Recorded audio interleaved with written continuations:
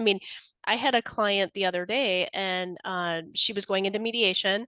Sometimes I can be in those mediations, sometimes not.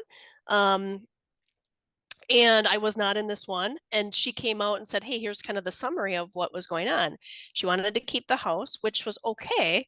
Except the attorney was like, hey, you can drain the IRA account. You can do this, that, and the other. And so as we were kind of looking through it, I'm like, first of all, I mean, you're going to pay taxes, you're going to pay penalties. Okay, we know that, right?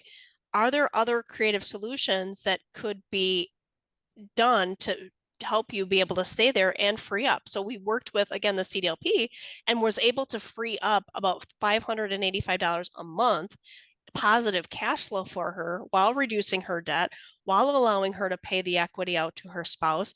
And she did not touch her IRA. And I'm like, this, yay, right? Right? Yay! We're both Oh, applauding for those who can't see us, right? but the attorneys in that situation, and again, they're looking at things from a legal perspective and just say, hey, yeah, you could do it. I'm like, yes, and there might be some other things that we could do. And thankfully, I was able to connect with her and have a session with her prior to her signing the agreement, because if she would have already signed, one of the things that the attorney said is she had 60 days to refinance. No. Well, that's not going to work, because guess what? He's not been paying temporary support. That clock hasn't started, and she's not going to qualify on her own.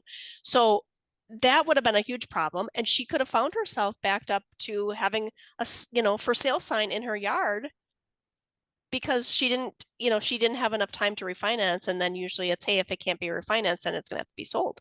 Yeah. Go listen to the episodes with Tammy Wallensack, I mean, it's everybody. If huge. you are wondering what we're talking about. But Yes. that's key. And that's what I think, as a mediator, I'm a divorce attorney, but I've been a mediator just about as long.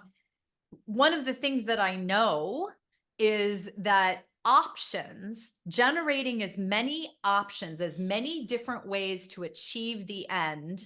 People always tend to see one way to get there. And what you just described was attorneys who saw one way to get to the conclusion you can keep the house, right? And what you came up with as the financial professional were options to get there that did it in different ways that were better options, right?